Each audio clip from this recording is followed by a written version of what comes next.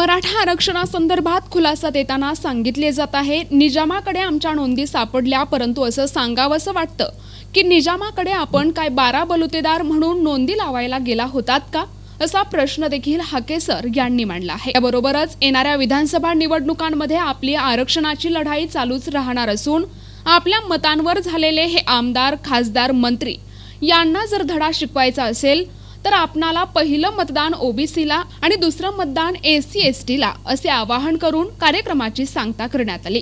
या प्रसंगी वंचित बहुजन आघाडीचे मराठवाडा नेते प्रवीण रणबागुल, आप्पासाहेब तरटे, सानप, उमेश पाटील, राजाभाऊ देवकर, सोलंकर रामभाऊ, विटकर दादासाहेब, मुंडके भैया, जानकर, श्रीमंत शेळके, श्रीराम चौरे, राहुल देवकाते, बळीराम तात्या खटके, शशी डोईफोडे आदी मान्यवर उपस्थित होते। यावेळी नुकतेच शिवसेना एकनाथ शिंदे गटात प्रवेश केलेले आरोग्यदूत, समाजसेवक डॉक्टर राहुल घुले यांची देखील यावेळी उपस्थिती होती। शाहू आंबेडकरांचा महाराष्ट्र, मातोश्री अहिल्यादेवींचा महाराष्ट्र, महाराजा यशवंतरावांचा महाराष्ट्र, संत गाडगे बाबांचा महाराष्ट्र जागा नाही होणार जागा। ही क्रांती आहे, पावण्या रावळ्यांच्या विरोधामध्ये क्रांती आहे। छत्रपती शिवाजी महाराजांच्या राज्यासाठी आम्ही कुर्बानी दिली। आम्ही त्यावेळी हे सफाई पावणे मंडळी निजामावर चाकरी करायला गेले होते आणि आम्हाला आमच्या निजामाकडे नोंदी घावल्या त्या आणि आमच्या हैदराबादला नोंदी घावल्या त्या। तुम्ही निजामाकडे बोलतो म्हणून गेला होता, मिळणार लागायला गेला होता, कपडे घ्यायला गेला होता, कशाला गेला होता तुम्ही निजामाकडे? लतंडार म्हणून गेला होता।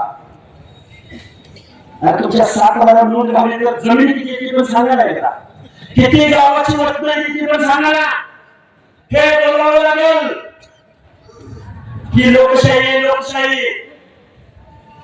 इंदिरा गांधीचा पराभव झाला म्हणून काय इंदिरा गांधी घरी गाडी घ्यायच्या उत्तर प्रदेश मधल्या लोकांची नाही गाडी। इंदिरा गांधीचा सुद्धा पराभव होऊ शकतो, कोण पवार कोण पाटील। ते बघा माझे आमदार आता पृथ्वीराज बाबाला सांगा समजावून आपल्या वतनदाराच्या हातातून काँग्रेस बाजूला काढा, नाही 25 वर्ष तुम्हाला मतदान नाही। खूप मोठ्या गोष्टी बोलतोय असं तुम्हाला वाटेल तर कोण पोरगाय कुठलं पोरगाय येत नाही, भाषण करत नाही, मोठे मोठे बोलतोय, तालुक्यात माणसं गोळा होते। ही ताकद येते कुठून?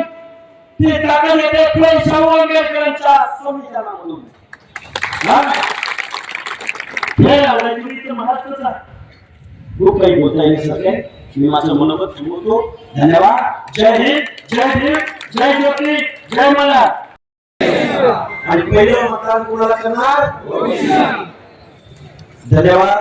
तुम्ही सगळे लोक एवढ्या उत्स्फूर्त अशी इथं आला, तुमचा सर्वांचा आभार व्यक्त करतो। आणि कुणाच्या भावना दुखावल्या असतील, कुणाला वाईट वाटलं असेल तर त्यांनी मला भेटवा पुढच्या निवडणुकीनंतर।